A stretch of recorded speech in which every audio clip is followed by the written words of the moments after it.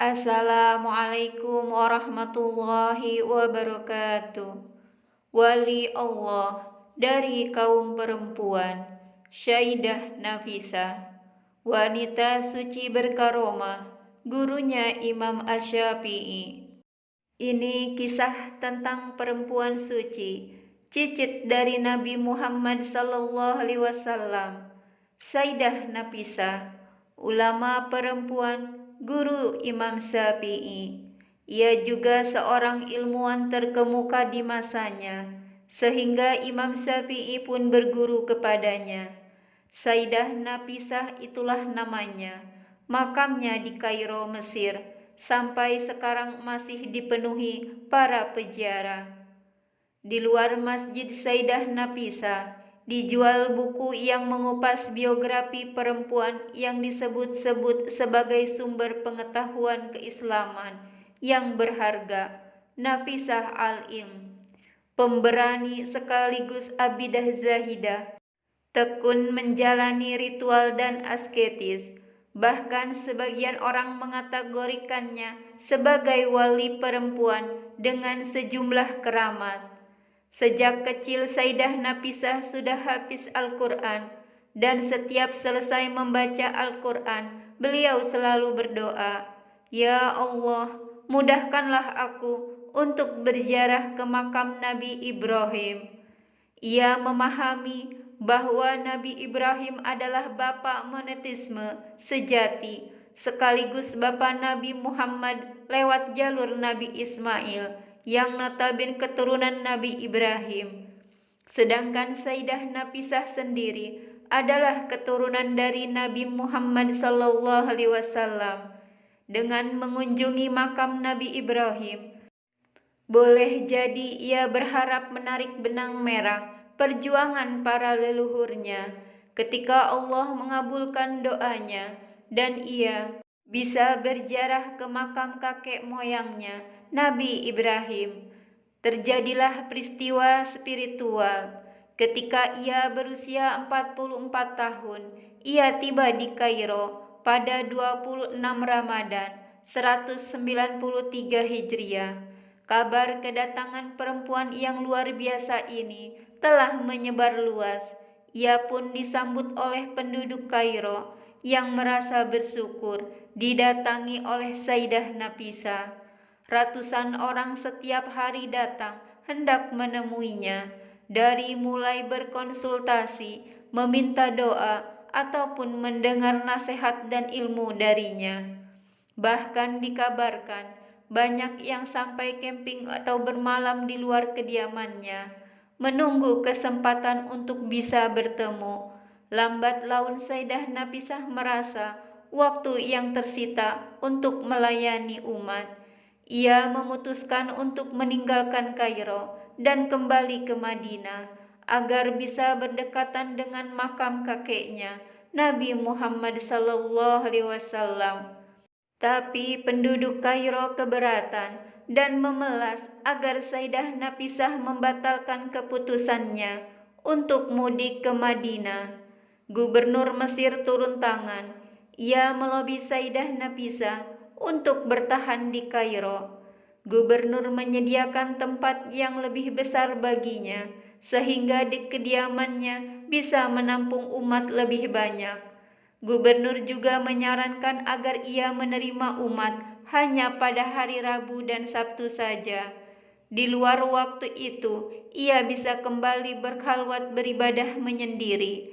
Gubernur menunggu beberapa saat, sementara Sayyidah Nafisah terlihat diam, menunggu petunjuk Allah. Akhirnya setelah mendapat izinnya, ia pun menerima tawaran gubernur dan memutuskan tinggal di Kairo sampai ajal menjemputnya. Sebelum tiba di Mesir, Imam Asy-Syafi'i sudah lama mendengar ketokohan perempuan ulama ini dan mendengar pula bahwa banyak ulama yang datang ke rumahnya untuk mendengarkan pengajian dan ceramahnya. Asy-Syafi'i datang di kota ini 5 tahun sesudah Sayyidah Nafisah. Beberapa waktu kemudian, Asy-Syafi'i meminta bertemu dengannya di rumahnya. Sayyidah Nafisah menyambutnya dengan seluruh kehangatan dan kegembiraan.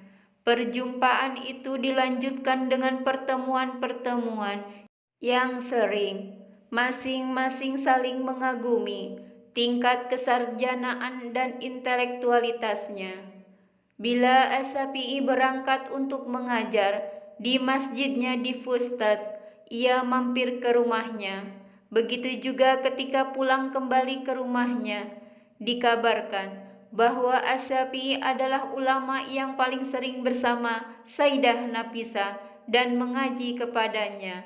Justru dalam status Imam Asyafi'i sebagai tokoh besar dalam bidang usul al-fiqh dan fikih, kedekatan keduanya bahkan diekspresikan dalam wasiatnya. Imam Syafi'i meminta, ketika kelak ia wafat, maka beliau meminta Nafisah untuk mensolati jenazahnya. Ketika tahu bahwa sebelum datang ke Mesir, Imam Asyafi'i sudah terlebih dahulu terkenal dan harum namanya di Baghdad, Kairo. Pada Ramadan, Asyafi'i juga sering sholat tarawih bersama Sayyidah Nafisah di masjid ulama perempuan ini. Dalam berbagai literatur Islam disebutkan Sayyidah Nafisah merupakan salah satu tokoh agama yang tidak kenal membaca dan menulis, ummi. Kendati demikian, beliau merupakan sosok yang cerdas dalam mempelajari hadis, sehingga tergolong sebagai perempuan pengajar hadis. Faktor ini yang menjadi alasan mengapa Imam Asyafi'i berguru kepadanya. Sebagai seorang guru, Sayyidah Nafisah binti Hasan merupakan hafizah. Tak hanya menghafal Quran, beliau juga dikenal sebagai sosok yang alim dan sangat dekat dengan ibadah. Salah satu contoh adalah ibadah haji yang telah ditunaikan sebanyak 30 kali. Sayyidah Nafisah pun dipercaya telah menghatamkan membaca Al-Quran sebanyak 1900 kali. Seorang yang masuk dalam kategori ummi bukan berarti tak bisa belajar atau mencerna ilmu pengetahuan. Terbukti, gerak langkah Sayyidah Nafisah sangat haus akan ilmu dan dirinya tak segan untuk belajar ilmu-ilmu agama kepada sumber-sumber yang terpercaya. Sosok yang kerap haus akan ilmu agama ini juga dikenal sebagai pribadi yang zuhud. Sayyidah Nafisah merupakan hamba Allah yang taat dan tiap waktu yang dimilikinya selalu diisi dengan ibadah dan mengingat Allah Subhanahu wa Ta'ala. Sayyidah Nafisah bahkan tidak pernah meninggalkan sholat malam dan selalu berpuasa. Imam Ahmad bin Hambali pernah menceritakan perkara riwayat kejuhudan Nafisah. Menurut beliau, Sayyidah Nafisah merupakan salah satu wanita zuhud yang dicintai Allah. Jelang wafat Sayyidah Nafisah meninggal dalam ketaatan kepada Allah Subhanahu wa Ta'ala. Betapa tidak, beliau meninggal dalam keadaan berpuasa dan tengah melantunkan Al-Quran surah Al-An'am ayat 127. Ketakwaan, kecerdasan, serta kejuhudan beliau menjadikannya salah satu perempuan yang berjasa dalam peradaban serta khasanah Islam. Semoga kita dapat meneladaninya. Amin, amin, ya robbal alamin.